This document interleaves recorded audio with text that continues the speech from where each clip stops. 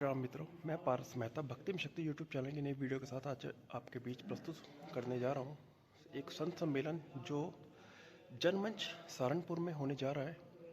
आइए उसकी कुछ झलकियाँ आपको मैं दिखाने का प्रयास करूँगा, जिससे आपको संत सम्मेलन जो जनमंच पर होने जा रहा है, वैसे तो ये सम्मेलन अलग अलग क्षेत्रों में हो रहा है, बट एक आज बड़ा प्रोग्राम संत सम्मेलन आज सहारनपुर के जनमंच सभागार में होने जा रहा है। आइए लेके चलते हैं उसी सभागार की तरफ जहां पर यह सम्मेलन हो रहा है।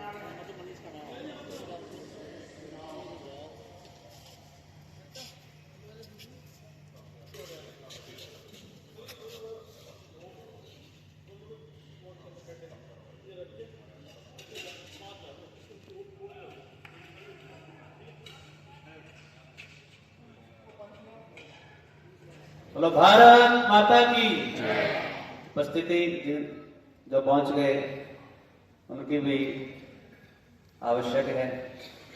कुछ ही देर में आज का ये भव्य कार्यक्रम सकल हिंदू समाज के द्वारा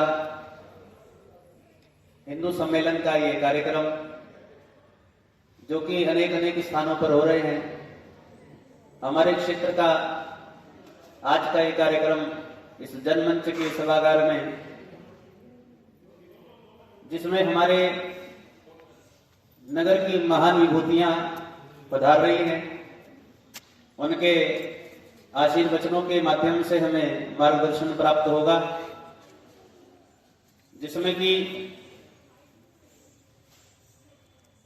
हमारे संघ के जो इस समय राष्ट्रीय कार्यकारिणी के सदस्य के रूप में श्रीमान श्री मनीराम जी भाई साहब, उनका आगमन,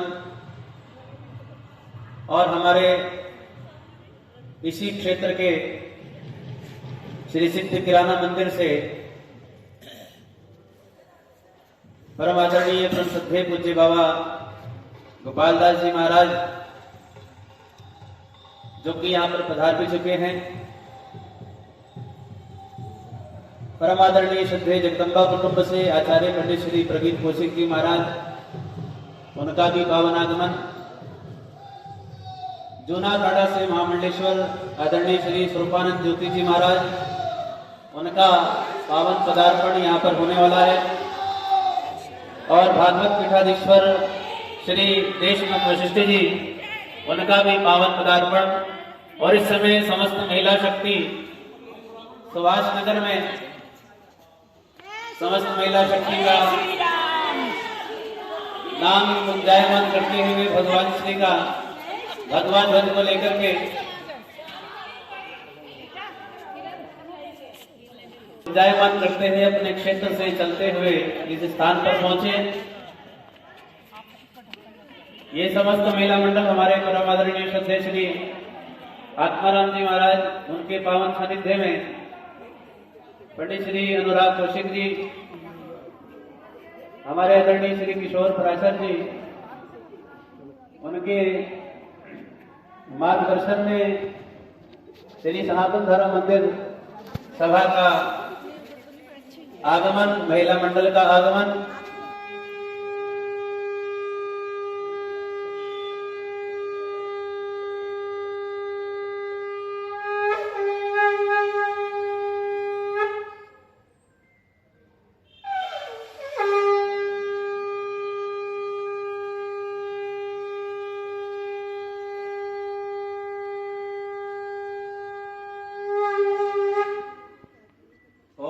भद्रं कर्णेभिः शृणुयाम देवा भद्रं पश्येमाक्षभिर्यत्रा स्थिरैरङ्गैः देवहितं जदायुः। ॐ एकदन्ताय विद्महे वक्रतुण्डाय धीमहि तन्नो दन्ती प्रचोदयात्। तन्नो दन्ती प्रचोदयात्। नमो दिव्यै महादिव्यै शिवायै सततं नमः। नमः प्रकृतिभद्रायै नियताप्रतास्मताम्। नियताप्रतास्मताम्। जिस ध्वजा को हम लेकर के आए वो ध्वजा, जिस समय हम कोई कार्य करते हैं तो ध्वजा में प्रतीक हम किसको मानते हैं? जब भी हम ध्वजा लेकर के चलते हैं, शोभा यात्रा हो या मंगल कलश यात्रा हो या कोई हमारे कार्य का उत्सव हो, जब हम ध्वजा उठाते हैं उस ध्वजा पर हम किसका ध्यान करते हैं? हनुमान जी को। हाँ जी, ध्वजा पर किसका ध्यान किया जाता है? हनुमान जी का। किसका ध्यान करते हैं? हनुमान जी का ध्यान करते हैं। बोलो बजरंगबली भगवान की। इसलिए हनुमान जी महाराज जी के चरणों में ध्यान करके और हम इस कार्यक्रम में प्रवेश करेंगे, क्योंकि वही जब शक्ति हमारे भीतर चाहते हैं तो उन्हीं हनुमान जी का ध्यान करते हैं। क्योंकि जब भी संकट आता है उसको दूर करना होता है तो भी हनुमान जी हमारे को याद आते हैं। वैसे हनुमान जी शायद किसी को याद आते हो, दिन में 1 बजे सब निकलते हैं, शायद ही किसी को हनुमान जी याद आते हो। लेकिन वही जब रात के 1 बजे निकलता है अंधेरे में, सुनसान रास्ता हो, तो कौन याद आता है? हनुमान जी याद आते हैं। भूत पिशाच महावीर जब, तो भूत पिशाच हमारे निकट आवे ही ना, ऐसी प्रार्थना कर रही है। संकट कटे मिटे सब पीरा, उन्हीं महाराज जी के चरणों में आइए एक सुंदर सा जो उनका हनुमान चालीसा का जो दोहा है, पवन तनय, इसको मिल करके हम भाव से उच्चारण करेंगे। पवन तनय संकट हरण मंगल मूर्ति रूप, राम लखन सीता सहित हृदय बसो। सियावर राम मेरे प्रभु राम, करो कल्याण सीताराम। के सबसे बड़े संघ और विश्व के सबसे सुसंगठित संघ, जिसकी 100 वर्ष की यात्रा इस वर्ष पूर्ण हुई है, ऐसे राष्ट्रीय स्वयंसेवक संघ की गौरवशाली परंपरा और वैभवशाली इतिहास में जन्मे आप सभी की सुनहरे भविष्य को और उसमें उत्साहित और अनुशासित प्रयास को मैं नमन करता हूँ। मैं नमन करता हूँ उस परम पिता परमेश्वर को जो मुझ में आज वक्ता बनकर बोल रहा है और आप में श्रोता बनकर सुन रहा है और इस सभागार के कण कण में विद्यमान है। आज हम यहाँ सिर्फ धर्म की चर्चा के लिए नहीं आए, आज हम यहाँ सिर्फ हिंदू राष्ट्र की चर्चा के लिए नहीं आए, आज हम यहाँ पधारे हैं सेवा के लिए, न्याय के लिए, समर्पण के लिए, राष्ट्र भक्ति और राष्ट्र प्रेम को राष्ट्र शक्ति में बदलने के लिए, राष्ट्र भक्ति राष्ट्र शक्ति से राष्ट्र उत्थान करने के लिए हम सभी यहाँ पधारे हैं। मैं आप सभी सहारनपुर वासियों को आज फागुन मास की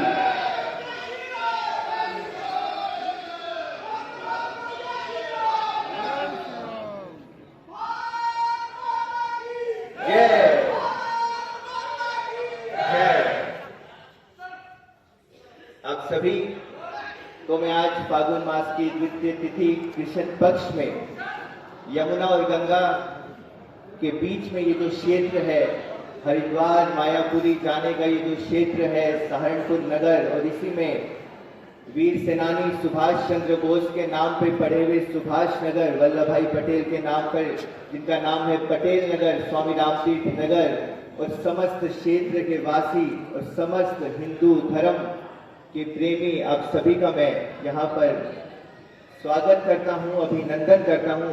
एक बार मुझे सहारनपुर की शक्ति आप सभी दिखाएंगे, मेरे साथ कहेंगे भारत माता की, थोड़ा और जोर से भारत माता की, भारत भारत माता की। बहुत सुंदर। ऐसे ही आज हम समझेंगे कि अगर हिंदू सम्मेलन में हम पधारे हैं, इस राष्ट्रीय स्वयंसेवक संघ के इस आयोजन में हम सब, हमारे विशिष्टगण, अतिथिगण, हमारे साधु समाज अगर हमारे बीच में आज आए हैं तो वो किस वजह से आए हैं, ये राष्ट्र क्या है, ये भारतवर्ष क्या है, हिंदू धर्म क्या है, सनातन धर्म क्या है।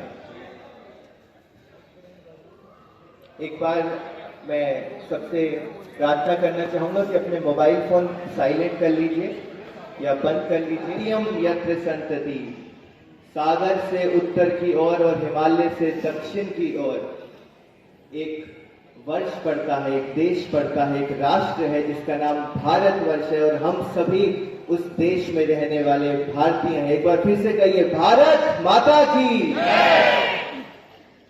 उसी राष्ट्र को, उसी देश को जब हम संघ में प्रार्थना करते हैं तो हम कहते हैं नमस्ते सदा वत्सले, नमस्ते सदा वत्सले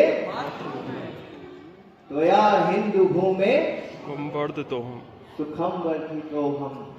सबसे पहले हमने प्रार्थना राष्ट्र की नहीं करी, सबसे पहले हमने प्रार्थना धर्म की नहीं करी। हमने कहा नमस्ते सदा वत्सले मातृभूमे, माता भूमे पुत्रोहम पृथ्वीया। क्या कहते हैं? माता भूमि पित्रोहम पृथ्वीया। पृथु नामक राजा के नाम पे ये जो पृथ्वी का नाम पड़ा है, उसी को हम अपना माता मानते हैं, उसी भारत माता की हम प्रार्थना करते हैं। हम अपने धर्म से भी पहले, हिंदू धर्म से पहले, भगवान राम कृष्ण से पहले माता की प्रार्थना करते हैं।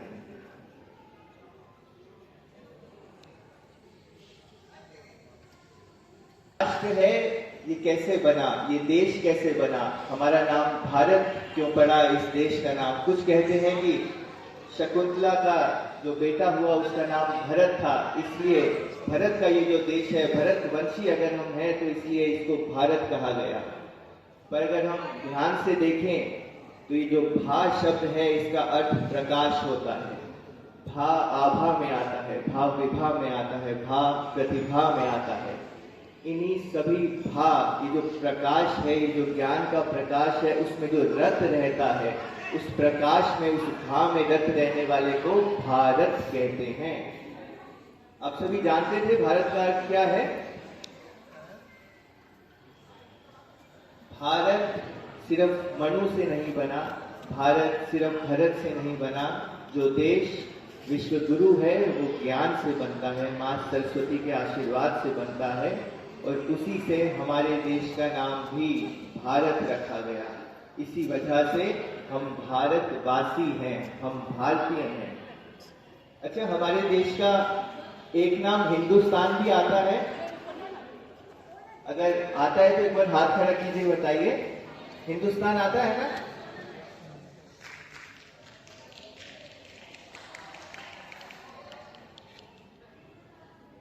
कोई बात नहीं, ताली नहीं बजाएंगे तो भी कोई बात नहीं, पर आप मोहब्बत से सुन लीजिए। आज हम ज्ञान की बात करेंगे। आज जब हम यहाँ से जाएंगे तो हमें पता होगा कि भारत क्या है, हिंदुस्तान क्या है, इंडिया क्या है, हिंदू क्या है, सनातन क्या है, वेद क्या है। और जब हमें ये पता होगा तो हम और सुसंगठित होंगे, ज्ञानी होंगे, और अपने भारत की बात जब हम दूसरों को बताएंगे, विरोधियों को बताएंगे, तो वो समझेंगे कि ये कोई ऐसे वैसे हिंदू नहीं है।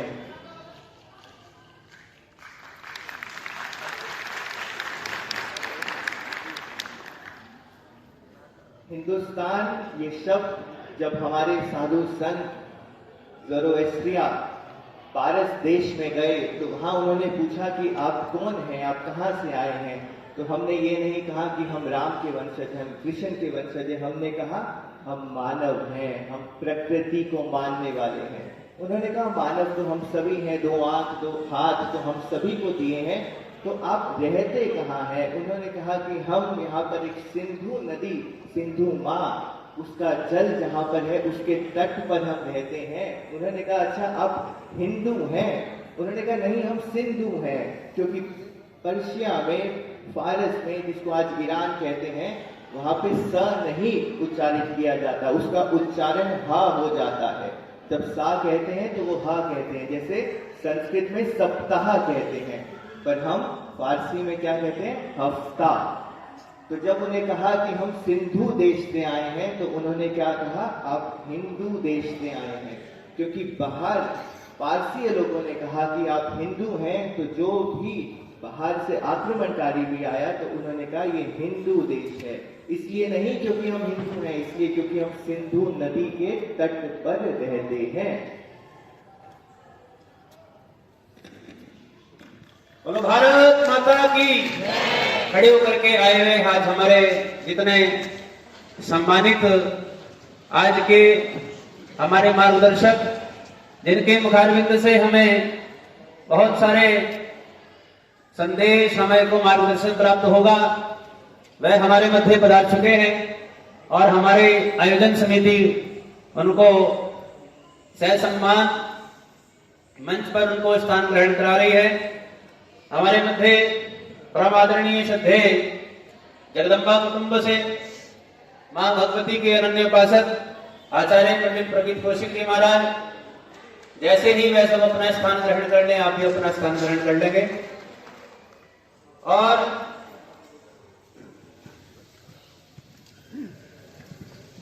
हमारे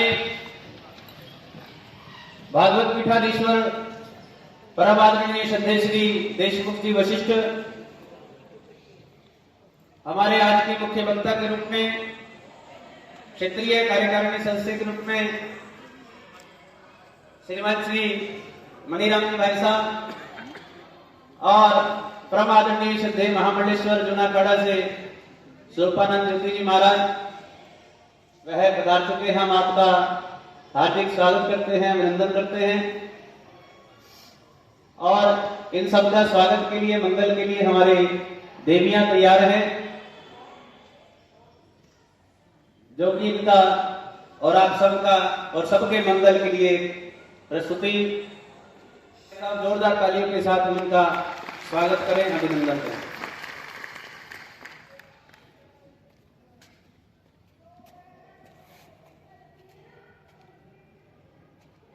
परम पूज्य महामंडलेश्वर जी, श्रद्धेय भगवत कथावाचक देशमुख वशिष्ठ जी, मंच पर विराजमान आचार्य प्रगीत कौशिक जी और अरविंद जी, उपस्थित वंदनीय मातृशक्ति, उपस्थित महानुभाव, हमें संघ का प्रचारक 1973 में निकला। अंग्रेजी से हमें की परीक्षा पास करने के बाद में गोला गोपनाथी में प्रचारक हो गया। मूलतः में मथुरा का रहने वाला, तो हमारे जो प्रवचन तो चलते ही रहते हैं। मेरी विशेष इच्छा थी, आप 3 विद्वान यहाँ पर बैठे हैं, उनका सुनने को हमको मिलेगा, तो मैं बहुत अधिक नहीं बोलने वाला हूँ। वो संचालक महोदय ने पहले मुझे ही लगा दिया, नंबर मेरा ही दे दिया। तो बहुत संक्षिप्त मैं रूप में बोलूंगा।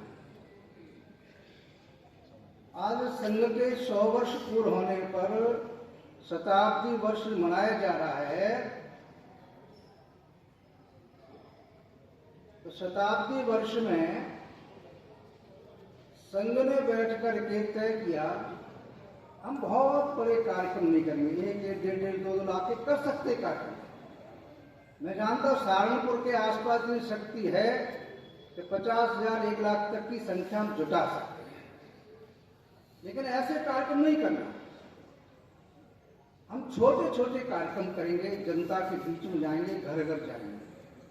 इसलिए विजयादशमी के समय पर हमने संचलन निकाला, संघ के शिक्षकों ने बस्ती के अनुसार 2 बस्ती मिलाकर किया था। दूसरा गृह संपर्क किया था, घर घर गए थे हम। एक पुस्तिका थी 20 रुपये, उसका मूल्य था, पत्रक लेके गए थे। तीसरा कार्यक्रम ये हिंदू सम्मेलन है। आगे भी कार्यक्रम चलेंगे, पूरे 12 महीने कार्यक्रम चलेंगे। छोटे छोटे कार्यक्रम हम जनता तक जाना है। तो इस राष्ट्रीय स्वयं संघ की स्थापना 1925 में विजयादशमी के दिन अंग्रेज तिथि के अनुसार 27 सितंबर 1925 को परम पूज्य केशव बलिराम हेडगेवार ने अपने घर पर 17 युवक बैठाए थे। अपने घर पर बैठकर तय किया था कि हम एक हिंदू संगठन खड़ा करेंगे और इस संगठित हिंदू शक्ति के आधार पर हम भारतवर्ष को पहले स्वतंत्र कराएंगे। जो परतंत्र था, गुलाम था, भारत माता के हाथ पर बेड़ियां पड़ी हुई थी, उस बेड़ियों को तोड़ेंगे, भारत को स्वतंत्र कराएंगे और इसी शक्ति के आधार पर हम भारत को पुनः विश्वगुरु बनाएंगे। इस 17 युवकों के साथ बैठ करके इतनी रचना की थी मैंने। राष्ट्रीय स्वयं संघ नाम नहीं आया था। 6 महीने बाद 17 अप्रैल 1926 को फिर बैठे उनके घर पर, तब आया राष्ट्रीय स्वयं संघ नाम आया। शाखा प्रारंभ नहीं हुई। तो 1 महीने बाद 28 मई 1926 को नागपुर में मोहितेबाड़ी में शाम को पहली शाखा प्रारंभ हुई। तो ऐसे डॉक्टर साहब का प्रारंभ किया। 21 जून 1940 को उनका शरीर शांत हो गया। लगभग 15 वर्षों में परम पूज्य डॉक्टर साहब के नेतृत्व में पूरे भारतवर्ष से इनको मतलब आवाज आ रही होगी वहां तक। पूरे भारतवर्ष जितने प्रांत थे, आज पश्चिम पाकिस्तान के पाकिस्तान कहते हैं और बांग्लादेश ये भी भारत में था उस समय। तो पश्चिम पंजाब में अर्थात वर्तमान पाकिस्तान में शाखाएं प्रारंभ हुई। बांग्लादेश ढाका में आसपास शाखाएं प्रारंभ हो गई थी। 1938 में लाहौर में वहां 30 दिन का वर्ग चला था, संघ शिक्षा वर्ग, और वो डॉक्टर साहब गुरुजी दोनों गए थे। ये भी कॉलेज चला था। इतना बड़ा काम डॉक्टर साहब अपने जीवन में कर गए थे। संघ का कार्य आज जो है भारतवर्ष के सभी जिलों में, सभी खंड ब्लॉकों में, गांव तक, मंडलों तक पहुंचा है। और इतना ही नहीं, इन 100 वर्षों में संघ के संसदों ने दुनिया के अंदर 205 देश हैं। 193 देश संयुक्त राष्ट्र महासंघ में पंजीकृत हैं, रजिस्टर्ड हैं। उन 205 देशों में से 105 देशों में संघ का कार्य चल रहा है। ऐसे ही हमारे 1936 में राष्ट्र सेविका समिति माता बहनों के बीच में काम प्रारंभ किया। प्रमुख लक्ष्मीबाई केलकर ने प्रारंभ किया था, महाराष्ट्र के वर्धा से प्रारंभ किया। आज उन बहनों का भी कार्यक्रम जो है राष्ट्रीय का समिति काम विदेशों में 10 देशों में चल रहा है। वहां भी शाखाएं लग रही, बहनों की शाखा लग रही। ऐसे संघ का कार्य, राष्ट्रीय संघ का कार्य है विदेशों में 46 देशों में विधिवत शाखाएं चल रही है। वहां पर प्रार्थना अलग है, उनका ड्रेस गणवेश अलग है, लेकिन एक चीज कॉमन है। 46 देशों में जितनी भी शाखाएं लग रही हैं, उन सभी शाखाओं में परम पवित्र भगवा ध्वज ही लगा है। आज तो इतना काम आज फैल चुका है, इतना सब हुआ है। संघ के कार्य के लिए मैं 2-3 उदाहरण देता हूं। आज इतना व्याप्त हो गया है। आज पुराना काल करें तो 1947 में देश विभाजन हुआ। उस समय जो संघ की सांस्कृतिक भूमिका क्या थी? जो पाकिस्तान है उसे पश्चिम पंजाब कहते थे। उस पंजाब में रहने वाले कार्यकर्ता स्वयंसेवक थे। विभाजन के समय कितने हिंदुओं को बचा करके लाए। अपना बलिदान दिया तो स्वयंसेवकों ने, लेकिन यहां बचा के लाए। उनमें से मैंने 8-10 कार्यकर्ताओं को दर्शन किए हैं, प्रत्यक्ष वार्ता में किए। कृष्णलाल शर्मा जी थे हमारे, बलराज मधोक, ऐसे नाम थे उस समय पर। बलराज मधोक से हम मिलते थे तो सारी घटनाएं पूछते थे।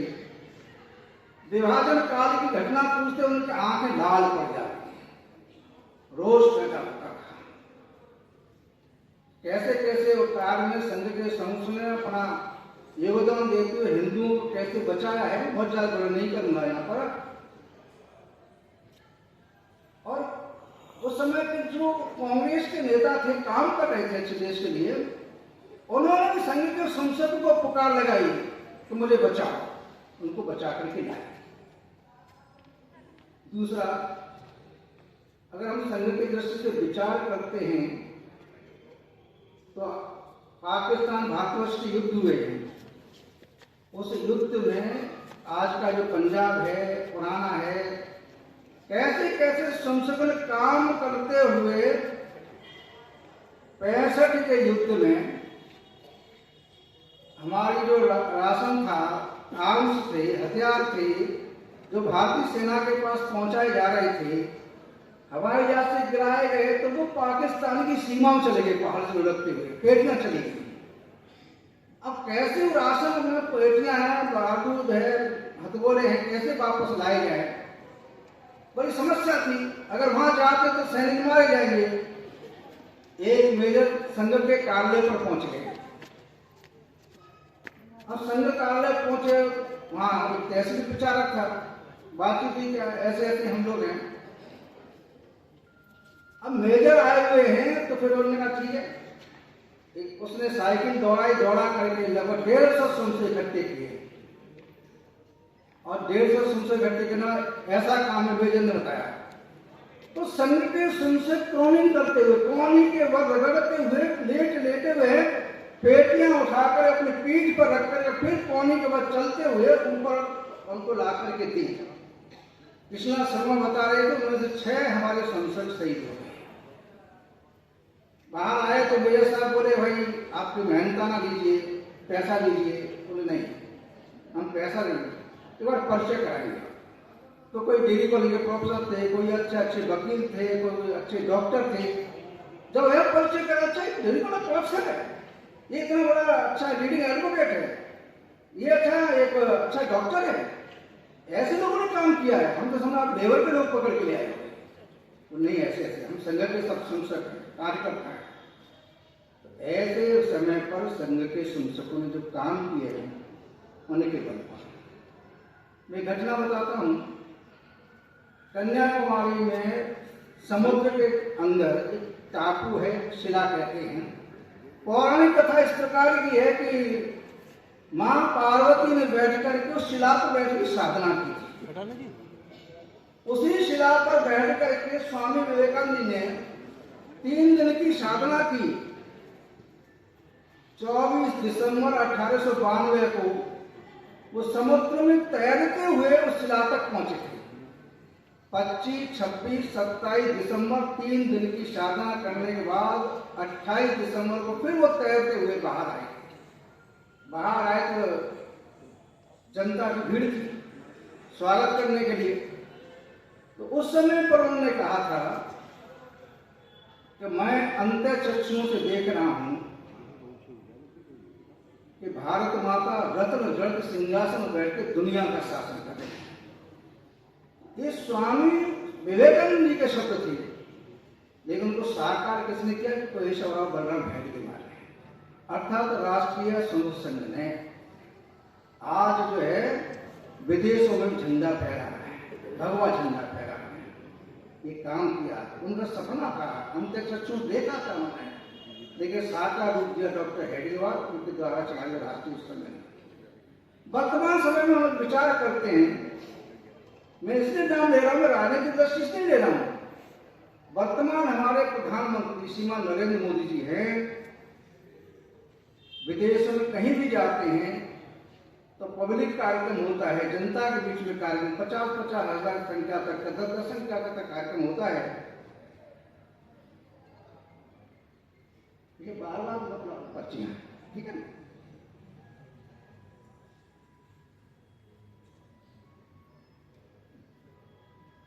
मैं बहुत थोड़ा बोलूंगा, ये ज्यादा समय दे रहे हैं बोलने के लिए, मैं कम बोलूंगा।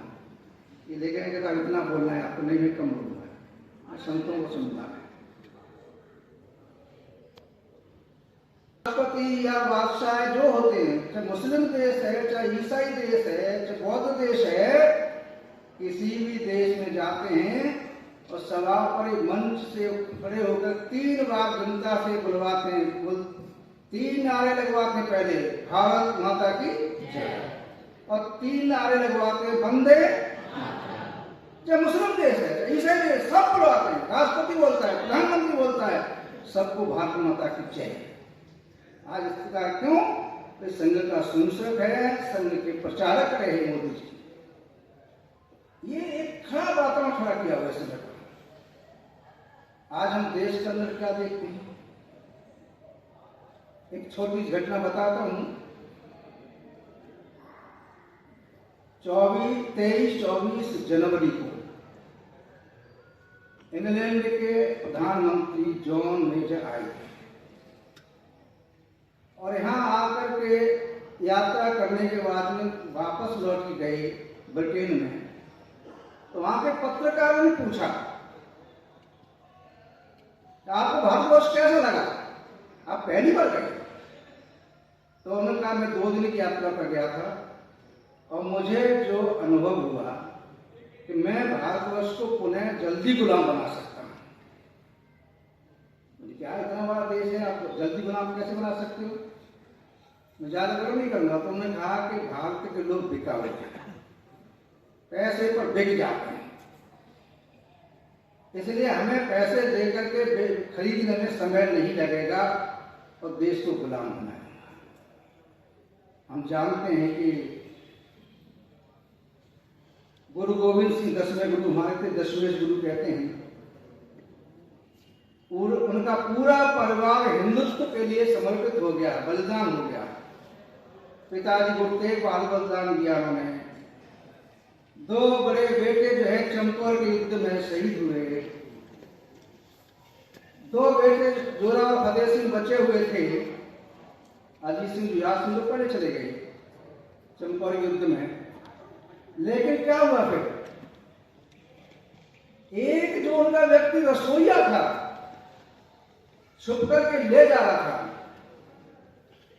और वहां के सरहिंद के वजीर ने जो है घोषणा कर दी जो कोई इनको पकड़वाएगा उनको इनाम दिया जाएगा।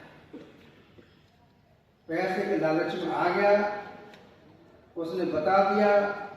मां गुजरी, दोनों जो है जोरा फतेह सिंह, तीनों पकड़े गए। बड़ी ठंड में रखे, खुले में रखे गए, बड़ी जोर से ठंड थी। जब उनको बुलाया गया, नवाब ने बुलाया दोनों बच्चों को 26 दिसंबर कि आप अपना मुस्लिम धर्म स्वीकार कर लीजिए तो हम छोड़ देंगे आपको।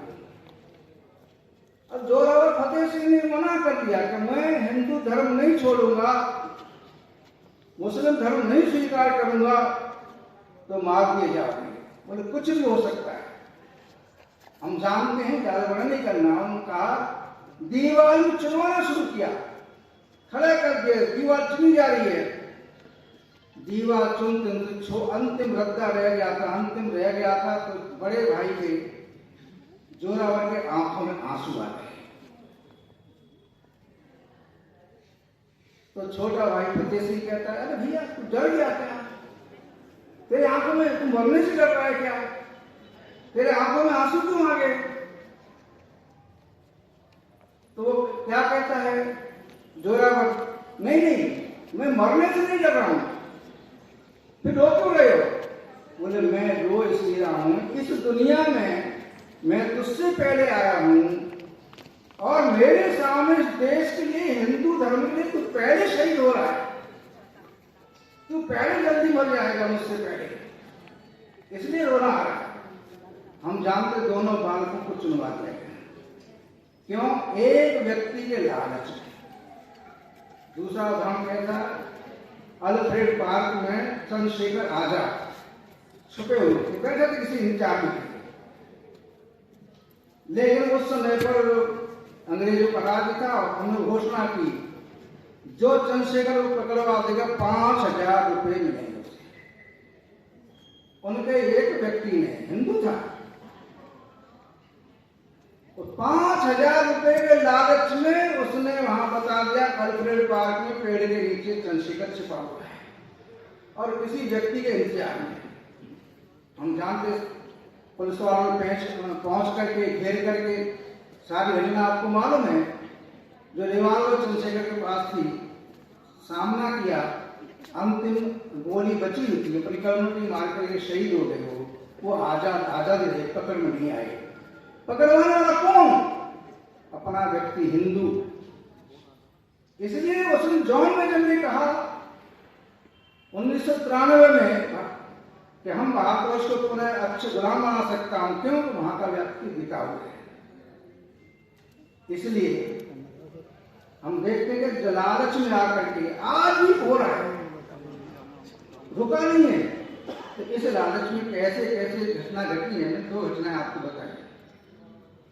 इस देश के अंदर क्या क्या है, कैसे हो रहा है। हमारे ऐसे महापुरुष थे जो कभी किसी के सामने घुटना नहीं टेका। छत पर शिवाजी महाराज रहे, महाराणा प्रताप रहे हुए, कोई अन्य रहे, छत्रसाल रहे, कभी घुटना नहीं टेका। औरंगजेब के सामने घुटना नहीं टेका छत्रसाल जी ने, महाराणा प्रताप ने अकबर के सामने घुटना नहीं टेका, संघर्ष किया, विजय प्राप्त की। ऐसे वर्तमान में 2 नाम ले रहा हूं, स्वर्गीय अटल बिहारी वाजपेयी। वो प्रधानमंत्री थे। 11 मई और 13 मई 98 को उन्होंने पोखरण में परमाणु परीक्षण किया। अमेरिका ने, फ्रांस ने, जापान ने, कुछ देश में मिलकर के भारतवर्ष पर प्रतिबंध लगा दिया था। हम तुम्हें कोई सहायता नहीं देंगे, किसी प्रकार का सहयोग नहीं करेंगे। लेकिन अटल बिहारी वाजपेयी ने चिंता नहीं की। लेकिन हम जानते हैं उनके कार्यकाल में उस समय पर प्रतिबंध लगने के बाद में, आर्थिक सहयोग रुकने के बाद में भी देश के अंदर महंगाई नहीं आई, देश की अर्थव्यवस्था ठीक चलती रही। उसी समय पर जून के अंदर जामनगर में गुजरात के समुद्री तूफान आया, और उस समय पर जो है बड़ा भूकंप, समुद्री तूफान के कारण नुकसान बहुत हो गया। तत्कालीन प्रधानमंत्री जो है जापान के अटल बिहारी वाजपेयी को फोन करते हैं, अटल जी बहुत बड़ा नुकसान हो गया है, मैं टीवी पर देखा है, चित्र देखे हैं, मैं भारतवर्ष की सहायता करना चाहता हूं। उस समय $10,000 में देना चाहता हूं, आपकी सहायता के। उस समय अटल बिहारी जी के जो शब्द थे, उन्होंने कहा कि मुझे आपकी सहायता नहीं चाहिए। तो वहां का प्रधानमंत्री जापान में कहता है, भाई मैं आपसे रिटर्न नहीं दूंगा, वापस नहीं दूंगा, मैं सहायता से आपको दे रहा हूं $10,000। अटल जी ने फिर कहा कि मुझे पैसा नहीं चाहिए, आपकी सहायता नहीं चाहिए। जिस अमेरिका ने आपके हिरोशिमा नागासाकी बम मिलाकर एक शहर को नष्ट कर दिया था, उसी अमेरिका के कहने पर आपन मेरे पर क्यों लगा दिया? और दोस्त कह रहे मेरे को, बड़ा भाई कह रहे हो कि नहीं चलेगा। फिर कहा प्रधानमंत्री मैं देश की सहायता नहीं देना चाहता हूं। अटल जी ने जवाब दिया कि मुझे सहायता नहीं चाहिए, और आवश्यकता पड़ेगी देश के लिए तो मैं अपनी देश की जनता के सामने, उन्होंने कुर्ते के दोनों छोर पकड़ कह दिया था कि मैं जनता के सामने भीख मांग सकता हूं अपने देशवासियों के लिए, लेकिन तुम्हारी सहायता हमको नहीं चाहिए। क्यों नहीं झुके? बिल क्लिंटन 2 वर्षों बाद स्वयं फोन करता है अटल जी को, अटल जी मैं भारतवर्ष आना चाहता हूं। 2 वर्ष के बाद जो प्रतिबंध हटाया, बिल क्लिंटन राष्ट्रपति थे अमेरिका के, वो यहाँ 5 दिन की यात्रा करके गए थे। बिल क्लिंटन को झुकना पड़ा, बड़े दादा को झुकना पड़ा, देश का प्रधानमंत्री, भारत का स्वाभिमानी प्रधानमंत्री नहीं झुका। मैंने नाम क्यों दिया? इसलिए वो संघ के संघ के प्रचारक थे। ऐसा स्वाभिमान संघ के संसदों में हो सकता है, अन्यथा व्यक्ति झुक सकता है। वर्तमान में हमारे प्रधानमंत्री नरेंद्र मोदी ट्रंप के सामने नहीं झुके। तुम टैरिफ कितने लगाओ? 50%, 25%। आज समाचार आया है, अब 25 हटा के 18% कर दिया इसने, लेकिन फिर भी नहीं झुकेंगे। तो आज इस प्रकार का जो देश के अंदर वातावरण खड़ा हुआ है और हम संघ के संसद कैसे क्या कर रहे हैं, अंतिम 2 बात कह के समाप्त करता हूं। हमारे देश के अंदर हम संघ के जो संसद हैं वो काम कर रहे हैं। जनता के बीच में काम कर जाना है तो याद रखिए काम कैसे, हमारी एकता कैसे होनी चाहिए। हम बड़े सोचते हैं, हम देखते मुसलमानों को, देखते नाम लेता मुसलमानों का, बदमाश आतंकवादी पकड़ा जाता है, हजारों में ईसाई का कुछ होने के बाद वो दिन दूर है, कोई फाइल हमारी कभी मोहल्ले घर पर नहीं की। उसके लिए संघ ने संदेश दे दिया, संघ घर पर तो नहीं आएगा। सरकार आपकी हो सकती है, आपके द्वार पे नहीं बैठेगी, आपको स्वतः ही मजबूत होना पड़ेगा। आपको घर में नहीं, अपने हृदय से हिंदू सम्राट होना पड़ेगा, हिंदू सम्राट होना पड़ेगा और हिंदू बनना ही पड़ेगा और कट्टर बनना पड़ेगा। उसमें कोई लचीलापन नहीं आना है, कट्टर ही बनना पड़ेगा और आपको अकेले बनना पड़ेगा, सबको बनना पड़ेगा। बदलने की बात छोड़ के सब बदलना है, मुझे कट्टर हिंदू बनना है। अभी जाति पाति वाला शब्द था, हम एक थे, एक हैं, एक रहेंगे, हिंदू थे, सनातनी हैं, सनातनी ही रहेंगे।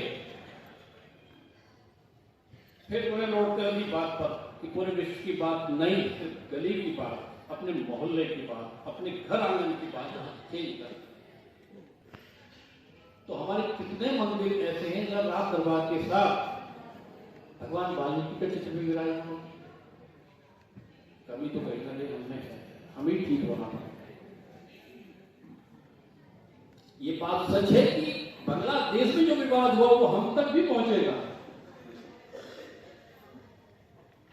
और पहुंचेगा तो उसे रोकने के लिए तो हमें आज से सुरक्षा करनी पड़ेगी कहीं ना कहीं।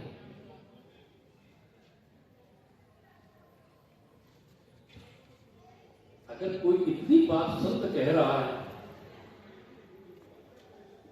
जिसके शब्दों में इतनी पवित्रता हो कि मन चंगा तो कटौती में गंगा उत्पन्न भी करके दिखा दी, उनका चित्र जब तक हमारे मंदिरों में विराजमान नहीं होगा तब तक हम सच्चे हिंदू हो ही नहीं। ये भेदभाव को कहीं ना कहीं मिटाना होगा। राष्ट्र की बात छोड़ दो, किसने कहा पूरे राष्ट्र पर जाने की? जिस दिन आपकी चाणक्य ने एक ही सूत्र कहा कि अगर आप इतने सक्षम हो कि राष्ट्र को बदल सकते तो बदलो, और कोई आक्रमण हो कि आप राष्ट्र को बचा सकते तो बचाओ, लेकिन नहीं बचा सकते, आपकी क्षमता आपके पास इतना ही वर्चस्व है कि आप एक मंडल बचा सकते हैं तो आप उसे बचाएं। आपको लगता है उसे भी नहीं बचा सकते तो आप एक नगर गांव को बचाएं। आपको लगता है उसे भी नहीं बचा सकते तो आप अपनी गली को, मोहल्ले को बचाएं। और लगता है आप उसे भी नहीं बचा सकते तो अपने परिवार को सुरक्षित करें। और उसे नहीं कर सकते तो तुम खुद सुरक्षित हो। सुरक्षित हो जाओगे तो पूरे विश्व को दोबारा उत्पन्न कर दो। तो बात हम पूरे देश को बदलने की करते हैं, पूरे क्षेत्र को बदलने की करते हैं, नहीं बदले, अपने आप को बदलना है। जब तक राम जी के साथ हमारे मंदिरों में भगवान वाल्मीकि का चित्र, भगवान रैदास का चित्र विराजमान नहीं होगा, और उन वाल्मीकि मंदिर में जब तक भगवान राम का चित्र विराजमान नहीं होगा तब तक ये भेदभाव सिर्फ शब्दों तक रहेगा, मंचों तक रहेगा, हमारे हृदय तक तो नहीं मिटेगा। मिटाना तो यहां है, मंचों से नहीं मिटाना है। बात हिंदुत्व की कैसे करें? हिंदुत्व की पहचान अभी बहुत अच्छी बात वैसे जो नहीं, मतलब मुझे आनंद लगा उनकी बात करने कि अगर कुछ गड़बड़ हुई होती थोड़ी सी और तो दाढ़ी रह जाती, साफ थी, बिल्कुल सच बात है। इसका मतलब ये बात कन्फर्म होगी कि जिसके दाढ़ी और मूंछ साफ है तो वो वही है, जिसके दाढ़ी है और मूंछ साफ है तो उसका मतलब वही है। बताने की जरूरत नहीं, पूछने की जरूरत नहीं, आप अपने आप कहते हैं जब आप टोपी भी ओढ़ रखी है और मूंछ भी साफ है, दाढ़ी है, तो इसका मतलब ये कहीं ना कहीं जय जगदम्बे जी है। कोई और है तो गले में क्रॉस डाला हो तो पहचान सकते क्या आप।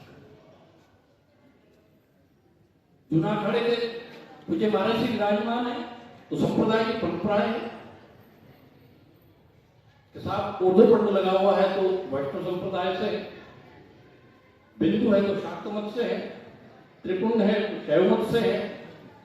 हिंदुत्व की पहचान भी एक ही है, सनातन की पहचान भी एक ही। आपके ललाट पर तिलक हो, आपके सिर पर शिखा हो, आपके कंधे पर एक पवित्र हो, नयन हो, आपके हाथ में सौभाग्य सूत्र हो, रक्षा सूत्र हो।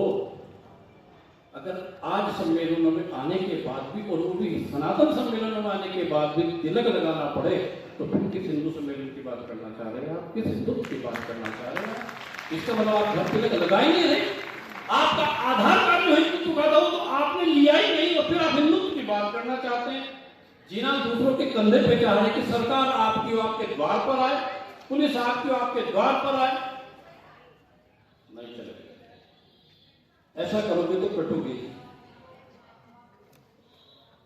दिल में दिमाग में कट्टरता सनातन की पैदा करनी होगी, आपकी पहचान होनी चाहिए।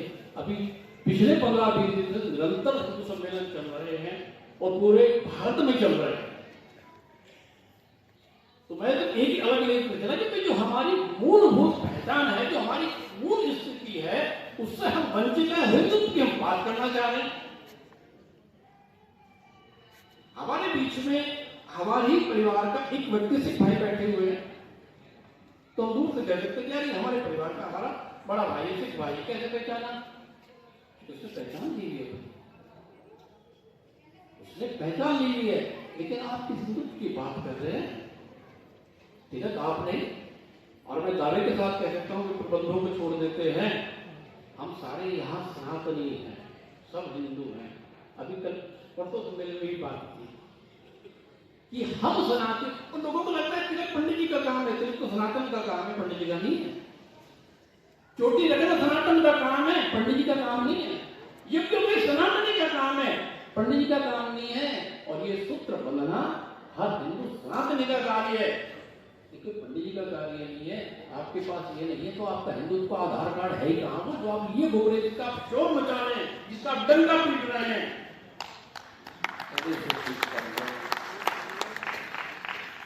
जब तक घर से हिंदू नहीं होगा, घर घर में हिंदू नहीं होगा, हर सांस में हिंदू नहीं होगा, हर आत्मा में हिंदू नहीं होगा, तो ये हिंदुस्तान ऐसे ही रहेगा। 100 साल से एक अलग है हिंदू राष्ट्र। आज तुम्हारी सरकार होकर हिंदू राष्ट्र नहीं कर पाई तो कहीं तो कुछ कमी है। मिट्टी है तो पल भर में बिखर जाएंगे हम लोग, खुशबू है तो हर दौर को महकाएंगे हम लोग। हम रूए सफर हैं, हमें नामों से न जान, कल किसी और नाम से आ जाएंगे हम लोग। आज बहुत खुशी महसूस हो रही है कि हम लोग एक ऐसी जागृति के लिए इकट्ठा हुए हैं। सबसे पहले तो मैं चाहे तो 2-2, 4-4 घंटे हर वक्त बोल सकता है, मगर इस खूबसूरत जगह में बैठे हुए सभी संत महापुरुषों में मेरा कोटि-कोटि प्रणाम। मैं बहुत प्रभावित हुआ। मैं भी बहुत गुणवान लोगों के साथ रहता हूँ और वशिष्ठ ने तो एंडी कर दिया फिर, मगर मैं सबसे ज्यादा प्रभावित अगर हुआ, अनमोल यहाँ पे है, अगर मैं प्रभावित हुआ तो आज एक बार जरा भर के ताली लगाओ जगदम्बा परिवार से खुदी कोशिश की। सर, जो आपने आज कहा जाकर हमारे इस मंच से मैं आह्वान करता हूं, जो हमारे रहनुमा है, हमारे पीएम साहब या हमारे मुख्यमंत्री जी, जिनकी आवाज एक आवाज सुनने के लिए, चाहे वो मन की बात हो या कोई भाषण हो, करोड़ों लोग तैयार रहते हैं, मगर जो आज प्रदीप कौशिक जी ने कहा, अगर ये चीज वो अपने मुख से बोल दे तो सारे फैसले शायद मिनटों में दूर हो जाए। कि जहां भगवान राम का चित्र हो, वहां भगवान वाल्मीकि जी का भी हो। जी ठीक है, आओ तो भगवान ने माता रानी का मैं गुणगान करता हूं देश के लिए। बस मैं तो यही कहूंगा कि हम लोग इकट्ठा हुए हैं, आओ सुर के जरिए मैं आप लोगों को कोशिश करता हूं कि मेरी आवाज हर दिल तक पहुंचे। देश नु चलो, देश नु चलो, देश मांगता है कुर्बानियां, देश मांगता है कुर्बानियां, कानू पर ऐसा विच डोलिए जवानियां। देश नु चलो, देश नु चलो, देश मांगता है कुर्बानियां, देश मांगता है कुर्बानियां, कानू पर ऐसा विच डोलिए जवानियां। देश नु चलो, देश नु चलो, अपने हाथों से लिखेंगे हम अपनी तकदीरें, हम अपनी तकदीरें, अपने हाथों से लिखेंगे हम अपनी तकदीरें। हमें बदलनी होगी इन हाथों की सभी लकीरें, चुकने बंदूका पे टूट के ओहानियां। देश नु चलो, देश नु चलो।